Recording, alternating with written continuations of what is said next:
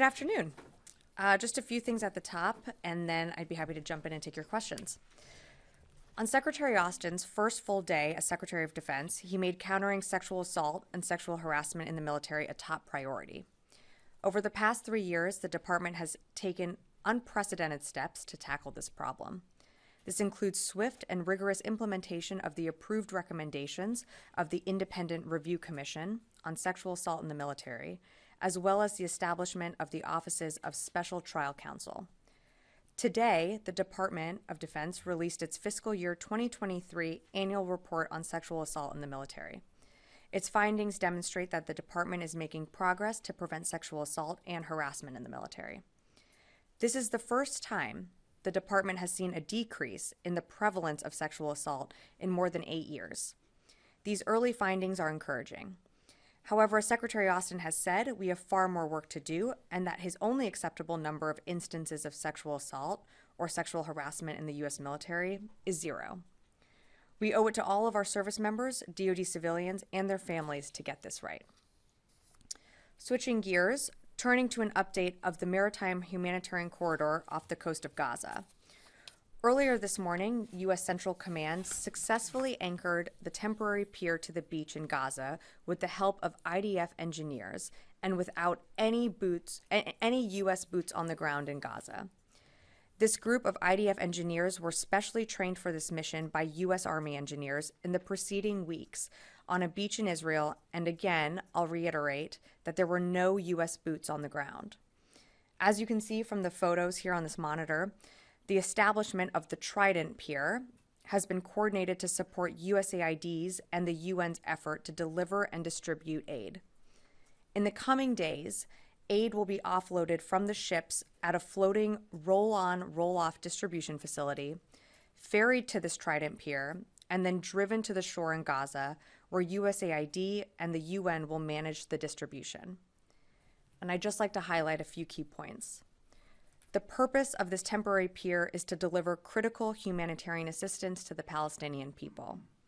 The pier is temporary and not meant to replace land routes into Gaza. And last, this is an internationally backed effort coordinated with the United Nations. The U.S. military is merely providing the logistical support to enable humanitarian aid to flow into Gaza from the sea. For weeks, we have been working side by side with the USAID team, the Cypriots, the Israelis, and the United Nations to increase the flow of humanitarian assistance into Gaza. Today, we have hundreds of tons of aid ready for delivery and thousands of tons of aid in the pipeline. Some of this aid has already been loaded onto motor vessel Roy P. Benavides, which is currently off the coast of Gaza. To emphasize again, this is a mission to get humanitarian aid into Gaza, and an attack on those dedicated to this mission would jeopardize the life-saving aid needed for the Palestinian people. And staying within the CENTCOM area of responsibility, Exercise Eager Lion, hosted by Jordan, began this week with Jordan, the United States, and 33 additional partner nations. This is the 11th iteration of this annual exercise and underscores the United States' commitment to interoperability with our partners in the region while refining our ability to defend against hybrid threats by state and non-state actors. As we work to deter and address aggressive actions by malign actors around the world, these kinds of exercises and partnerships enable us to meet new and continuing threats together. The U.S. military participates in more than 80 exercises with partner nations in the U.S. CENTCOM area of responsibility each year to strengthen mill-to-mill relationships, promote regional security, and improve interoperability with our partner nations. And with that, I'd be happy to take your questions. Tara. Thanks, Sabrina. So a question on distribution. When can we expect to see the first aid actually reach Gaza and not just get to the marshalling area, but actually get into the hands of those who need it most? So we should expect aid to flow within the coming days, and that will be through the marshalling area into Gaza. We're not looking for aid to just sit in that marshalling area, so it will be pretty immediate. Once our ships are able to get to the pier and transload that aid onto the pier, you'll see it happen pretty quickly. But is there any risk that there'll be backups like we've seen at these other gates where there's actually trucks ready to then take the aid out of the marshalling areas are there any guarantees from the Israelis that that's going to flow and they've got the safe routes to go and that coordination's in place? So we've worked very closely with the IDF and not just the IDF, with the UN, with USAID and other NGOs that are going to be facilitating the movement and distribution of this aid. We should not see any backups within what you're describing is from the marshalling area into Gaza. We believe that aid should flow without any stoppage. I have to emphasize, though, this is not the solve. This is an additive measure to the land routes. And we know that the land routes are the best, most quickest, most efficient way to get aid in. This is just one injected way to get aid into the Palestinian people. And are there any delays or complications by the fact that there's so many newly displaced civilians because of the operations going on in Rafa? Not to my knowledge. Tom? You say in the coming days, if it's anchored to the beach now and the Benavides has the aid on board, why can't you offload it now? What's the holdup? Yep. So they're still just making sure everything is set and ready to go. I said it will be in the coming days. When we have more to provide, we certainly will. But I don't expect this is going to be a long wait time here. We already have aids loaded with hundreds and hundreds of tons on ships. So we do want to get it moving, but we want to make sure everything is in place. And then as soon as the commander feels that we are ready to go, that aid will start moving. We've been told 90 trucks per day initially, ramping up to 150. Presumably you'll do a dry run. Is it 5 trucks, 10 trucks? Do we have any sense? So I think I said this earlier this week, but you should really think of this as a crawl, walk, run. This is going to be slow at first. We're going to do our, initial runs, making sure that everything flows, that nothing, as to Tara's question, that nothing does get backed up as it shouldn't, that aid can flow from the pier directly from the marshalling area into Gaza. And then, once that is set, once we reach full operational capacity, you'll be able to see more trucks rolling off. Idris. What commitments have the Israelis made in terms of facilitating the convoys when they're in Gaza, and how are you and I guess them going to ensure there isn't another sort of World Food Kitchen scenario where they strike aid vehicles? I think that's a great question, and that's why we have the two deconfliction cells that have been set up in Cyprus and in Israel. It is to ensure that we have our NGO partners, the UN, sitting side by side with us, with the IDF, to make sure that we're all talking to each other, that deconfliction does happen, and so that these aid convoys can continue on. Eyes on each aid convoy as it's going through Gaza? So I'm not going to get into more specifics on that, but I can tell you that the team has worked very, very hard to make sure that aid can come off the pier and can get distributed quickly into Gaza. We know how dire the humanitarian situation is on the ground, and so we want to make sure that aid gets in as quickly as possible. Another quick question. Israel's defense minister has sort of come out recent days and sort of opposed any long-term military Israeli rule of Gaza. Is that something he has brought up with the secretary in the many conversations that he's had with Austin? So I won't get into more details on their private conversations, but what I can tell you is, we also share the same sentiment. We don't want to see, we want to see a two-state solution, and when it comes to the future of Gaza, we don't support an Israeli occupation. But right now, what we're focused on is, of course, the maritime humanitarian corridor and making sure that aid can get in as quickly as possible. Oren and then Laura. I have a question about Rafa. Sure. Over the course of the past several days, since May 7th, when Israel first went into Rafa, you called it a limited operation, and yet we have seen Israel push farther and farther in. Do you still believe this operation is limited, or is this simply a full-scale invasion in incremental stages? We do not believe that at this time, right now, that this is a full-scale invasion. We still assess that it is limited, and what the IDF is doing is limited in its operations. But to be clear, we don't support ongoing operations in Rafah, given the size and scale of a humanitarian population there. And we've said that both very publicly and privately to our Israeli counterparts. Just a quick follow-up. When you say we assess that it's limited, are the Israelis not telling you their intent with Rafah, what they intend to do or how far they intend to go? Well, I mean, I think the Israelis have said pretty publicly that they want to get rid of every single Hamas battalion that still exists in Rafa.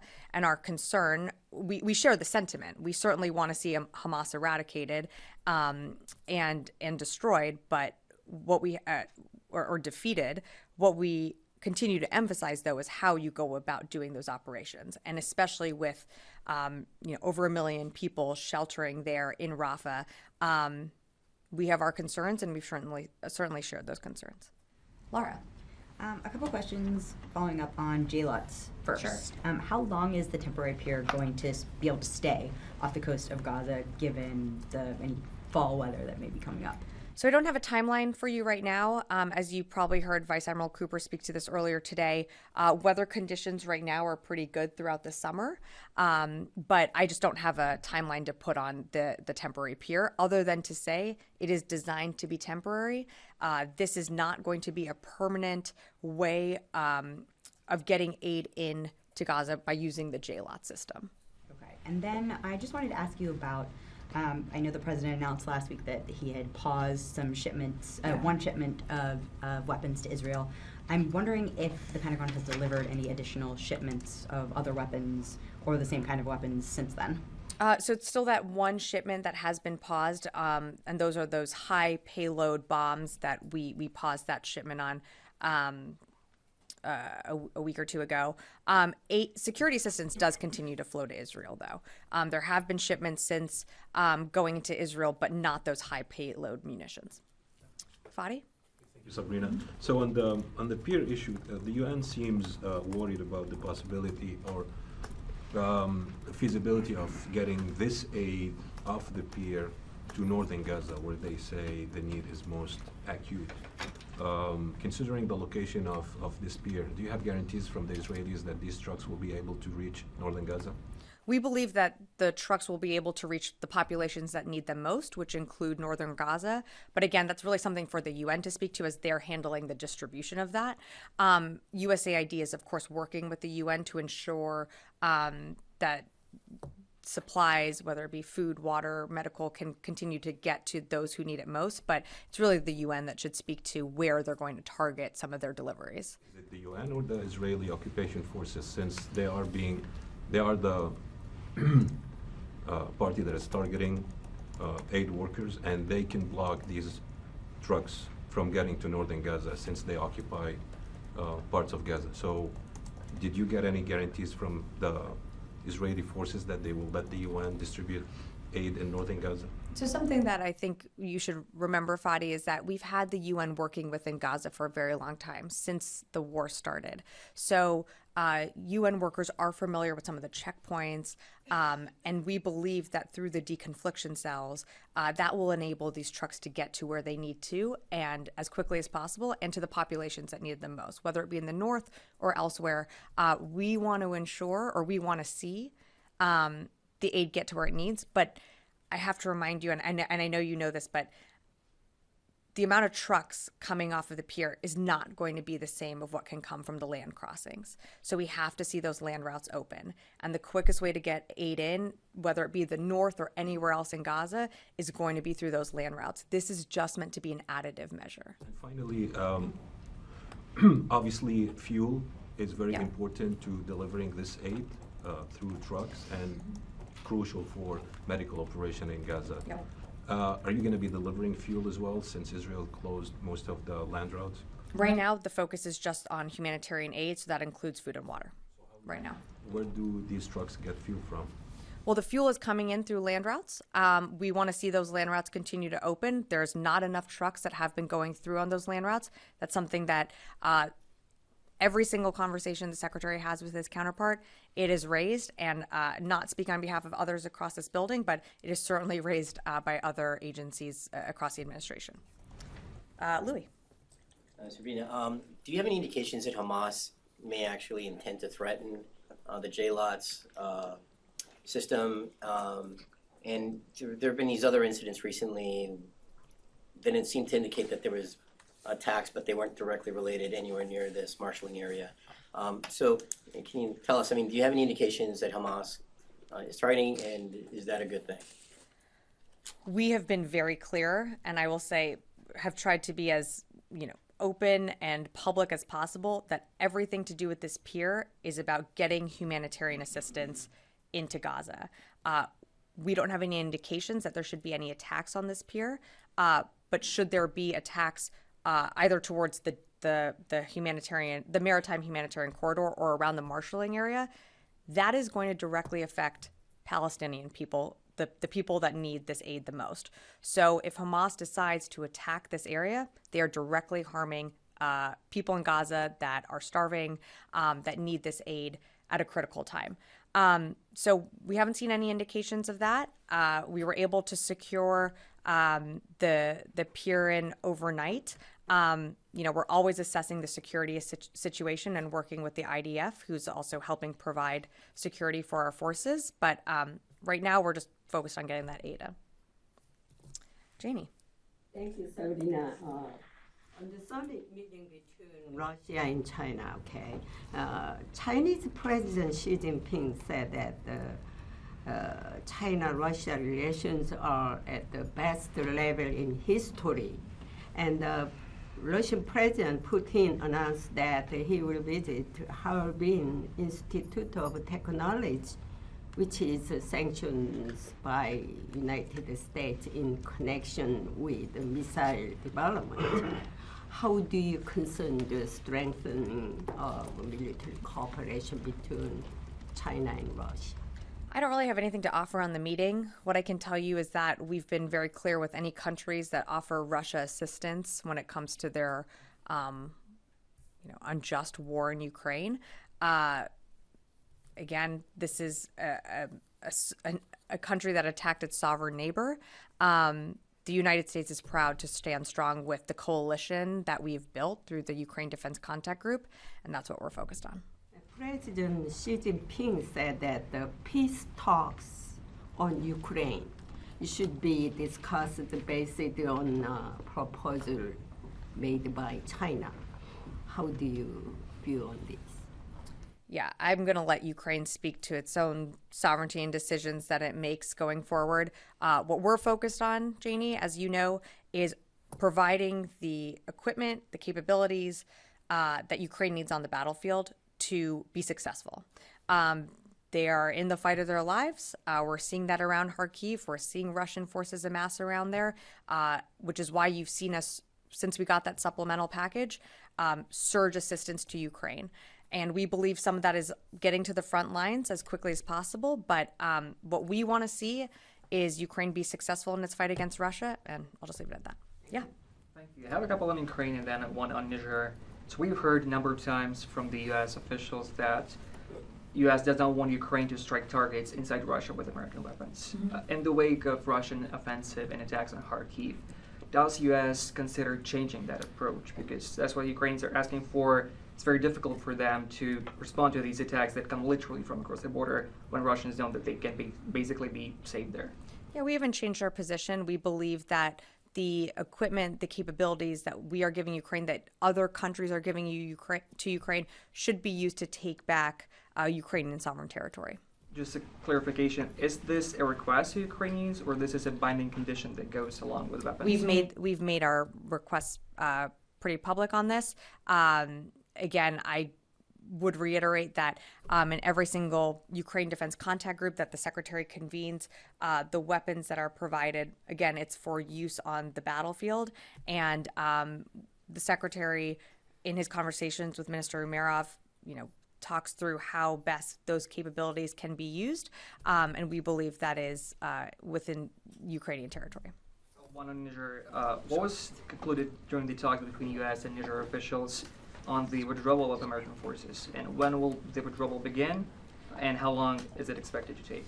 So I don't have a timeline for you to set just now, right this moment, on a withdrawal. It will be an orderly withdrawal from Niger. The DoD-led delegation is still there right now, so conversations are still ongoing, and I don't have anything to read out just yet. But since you're so interested, when we do have more to share, we certainly will. Yeah. Sabrina, Lucas Tomlinson, I know Fox we News. will. Thank you. It's been a while. What is the Pentagon's reaction to 2 Jordanian nationals caught breaking and entering a U.S. Marine Corps base in Quantico? So I am aware of those reports. I just don't have more information for you. I believe the Marine Corps might have more, so I'd have to refer you to them to speak to Sabrina, it. this incident happened almost 2 weeks ago. Yeah. You make it sound like you haven't heard of this incident before. Does that mean the secretary hasn't been briefed? I can assure you, Lucas, that we get updates from all of our bases all around the world and are aware of incidents. What I can tell you is force protection is always a priority at our DoD installations. I just don't have more to share on this particular incident. Whenever an incident like this happens, it usually starts an investigation process, and I just wouldn't be able to speak to that from here. Is the secretary confident in the safety and security of U.S. military bases, not only in this country but around the world? He is. Can you confirm that he was briefed on this incident? I can tell you, Lucas, that he tracks many different things all around the world. I will tell. I'm not going to get into specific things that he's briefed on a daily basis. But what I can tell you is the secretary receives regular updates from what is happening within the U.S. and all around the world, whether it be at our bases or with our service members. Does the Secretary of Defense think the southern border is secure of the United States? I would refer you to the Department of Homeland Security to speak more to that. This is the Department of Defense. Yeah. Yeah, hi, I'm Daniele Compatangelo for Italian La Sette. I also know who you are. Okay, now you do. So if you can talk a little bit about if you learn, the Pentagon have learned something about the meeting on President Putin and Xi Jinping in terms of the tools that the Chinese are providing to the Russians towards Ukraine in terms of weapons and technologies. I just don't have more for you right now. We have certainly been very public about our, we've been very outspoken about any country who wants to come to the aid of Russia is coming to the aid of a country that invaded its sovereign neighbor. But I just don't have more to share at this time.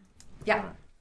So the U.S. and Israeli militaries have reached a security arrangement that ensures categorically the safety of everyone in the marshalling area.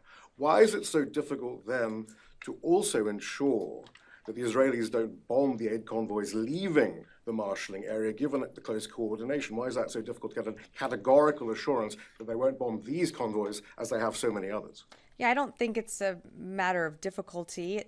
We've set up 2 deconfliction cells, one in Cyprus and one in Israel. And you have folks from the UN, from USAID, from the U.S. military, and from the IDF embedded together, sitting next to each other in these cells, working to ensure that there is deconfliction happening as these trucks leave the marshalling area.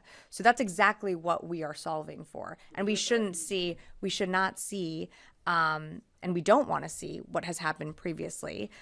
We want to be able to see humanitarian aid reach those who need it most in the most efficient manner possible. The USAID spokesperson said yesterday that he wasn't satisfied yet with the deconfliction arrangements yet. And then he added that the maritime corridor is exposed to, we do not think that the JLOTs, that the maritime corridor is exposed to any additional risk above and beyond that which is already present in Gaza. That's pretty frightening, that, isn't it? Given how many people have been killed. I don't think we've come up here with rose-colored glasses and said that this is not a risk. This is an active war zone. If I could just finish. So we have had assurances from the IDF that they will provide security to U.S. forces that are operating on and set up that temporary floating causeway. We will also have a presence of a destroyer in the region to ensure that U.S. forces are protected. We take force protection very seriously. We would not have done put together a mission like this in coordination with the USAID without thinking about our forces that are going to that could potentially be in harm's way. What about the aid workers? Where's that sort of security? So again, I'm gonna tell you what I said earlier at the top of when you asked me that exact same question. We have 2 deconfliction cells set up, one in Cyprus, one in Israel. We have aid workers, we have UN workers, USAID, US military, IDF, sitting together in a cell for the exact question that you're asking, to deconflict on these important issues. All right, moving on. Yeah. Thank you very much, Sabrina. Jalil Afridi from the Frontier Post. First of all, I want to say a quick thank you to the Pentagon team for these 9 years, the way they have treated me so nicely. My first question is about the rumors. A Pakistani senator has said that There was a drone attack in Pakistan. Can you confirm if the U.S. has conducted a drone attack in Pakistan? I don't have anything for you on that. Regarding Afghanistan, because of my stroke, I didn't come for so many years, last couple of years, so this question has been on my heart for a long time. Since 2001, when the U.S. went to Afghanistan, from the first veteran who gave his life for this country to the last ones at Kabul airport at the attack, 11 servicemen who died, I have published it myself, the news stories on front page. And it's an honor for every veteran to give his life for his country. But the last day incident at the airport where the 11 servicemen lost their life, I believe that the US military should have lodged an investigation into Ashraf Ghani and Hamdullah Mohib for having contacts with Taliban. And this question I've been wanting to ask the Pentagon for a long time, that a journalist from that region for 25 years, having hung out with the US soldiers in Kabul, in their restaurants, and reporting for so long, would you support any investigation like this or no? So what I can tell you about when it came to the withdrawal of Afghanistan is there have now been two different investigations into what exactly happened. And I'd refer you to U.S. Central Command for that. We have done U.S. Central Command has conducted extensive interviews with people that were involved in that operation that were there that day. At this moment, I'm not going to be able to read out all the findings from that investigation, but it is on their website, and I direct you to that. All right, yeah, over here. Thanks, Sabrina. So last week to CNN, President Biden said that he made it clear that if the Israeli government goes into Rafa, I will not be supplying weapons that have been used historically to deal with cities. Of course, we've seen the Israelis use tanks in urban centers throughout this war, and in the latest arms package, which is now on its way, expected to be approved, and was after Biden issued that statement, is $700 million in tank ammunition. So this statement appears to be false. Is it the Pentagon's assessment that tanks will not be used in the invasion of Rafah? I think you're significantly oversimplifying things. So what I would tell you to do is to do a little homework on the package that was approved, and that this is long-term sales that will be going to Israel, and the State Department would have more for you on that. In terms of operating within an urban area, the Secretary, the President have been very clear that these type of high payload bombs, the 2,000-pound bombs, it's not necessary to be used in an urban area like Rafah. We are still, and I want to be very clear, we are still providing Israel the means to defend itself against its fight against Hamas. And you are still seeing shipments of weapon systems going to Israel, and will continue to go through. That is a commitment this president has made. But when it comes to that one shipment is paused. Ria. Okay, but in the shipment that is not paused is $700 million in tank munitions, and are you saying that, I can read you the Biden quote again, I just read it to you. You don't have to. Okay. I know it, yeah. He said we're not going to supply weapons that have been you don't have to read it to me. I would direct you to, Are you saying tanks haven't been used in cities in Gaza? I would direct you to the State Department for more on the sales. That has to do with sales to Israel. I just don't have that in front of me. Ria. So we are providing. I'm going to move on to the next question. Thank you, Sabrina. My question is on China. Today, Assistant Secretary Dr. Ratna spoke with PRC, Office of International Military Cooperation Director. Given today's call, do you think China is willing to engage in high-level defense discussions with the U.S. side? Well, that was certainly a commitment that was made at the summit back in California last year with the president. And you saw a commitment from this building to want to continue to engage in those military-to-military communications. So we will engage when we can with our PRC counterparts, but I just don't have any other additional calls to read out today. Sorry, Laura. Yeah. Thanks. Totally different subject. General Brown said, apparently on his way to Brussels today, I think, that it is inevitable that NATO will send trainers into Ukraine. Is the U.S. currently planning to send American military trainers to Ukraine? Not to my knowledge. We do training for Ukrainians, whether it be at Grafenwehr or elsewhere, and we have trained thousands upon thousands of soldiers as part of our long-term commitment to Ukraine, but I'm not aware of us sending any trainers to Ukraine. Aware of what General Brown was talking about. I'm not aware. I haven't seen those comments. So yeah, thanks. Tara, do you have one more, and then we'll go to the back and wrap up. Sure. Tomorrow, Senior Airman Roger Forston's family will bury him. Has the Secretary reached out to the family, and if not, why not? And has he thought about having a wider discussion with Black service members about their thoughts about this shooting? Yeah, no, thanks, Tara, for the question. And obviously a very heavy subject, and something that the Secretary is, of course, very much aware of. I don't have any calls to read out to you right now. I don't have any engagements for this, like, to announce that the Secretary is doing across the force. But what I can tell you, and what the Secretary has committed to from the very beginning, is one of his priorities, which is taking care of people. He believes that our, forces should be taken care of, and that means whether that's seeking help, whether that means talking about it, whether that means talking to your command about it. He wants to make sure those resources are available, and they are available. But I just don't have more to share at this time. Yeah. Yes, in the back. John Seward from Notice. 2 questions on Israel. One, a previous training operation using JLOTs with the Republic of Korea had a much higher throughput. And so just wondering what the bottleneck is specific to this situation. And then this second, can you speak a little bit to the makeup of the military support that's continuing to flow to Israel aside from the GBUs and JDAMs that have been held back?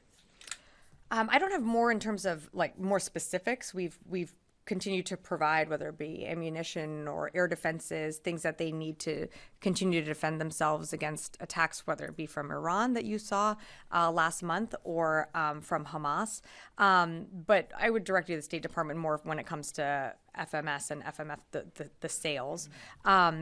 In terms of the actual capacity to roll on, roll off of JLOTs, this is going to be incremental. It's going to start slow, and it's going to get larger as more aid continues to come in as well. I think the maximum that we'll be able to do is 150 trucks a day.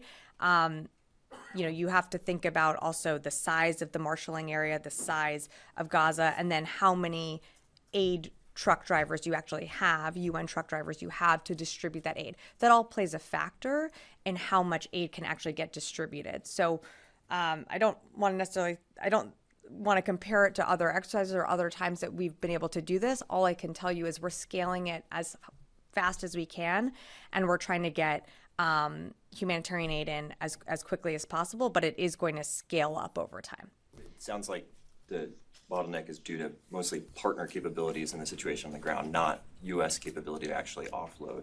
I wouldn't say that there's a bottleneck. Again, we have to make sure that everything operates and is seamless. So you're going to see us again go from that crawl, walk, run. It's going to start off small and scale up. And as more aid comes in, you're going to see us, have this be pretty routine and more trucks getting into Gaza. I think we had one more, Ellie, and then I will wrap up.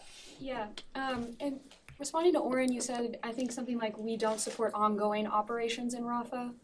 Are you saying that, and maybe I missed this, that the Pentagon doesn't support what Israel's doing in Rafa right now? Let me give you a little more context. So we don't support operations in Rafa without a credible plan to take care of that humanitarian population that's there. That population being over 1 million people, we so far have not seen a credible plan to protect that large population that's there while the IDF conducts operations in Rafa. We fully support going after Hamas.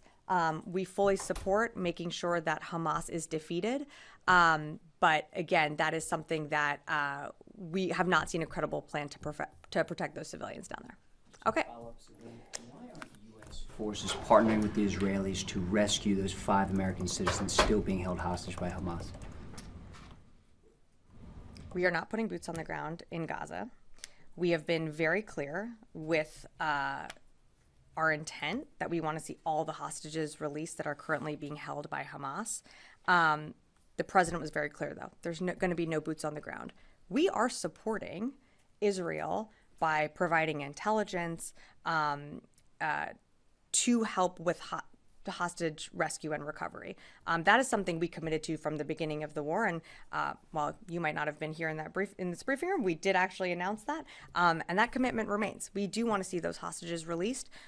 You're seeing engagements across this administration to see how we can get to securing a hostage deal. We know that's the best way forward to release those hostages and, of course, to eventually get to a ceasefire.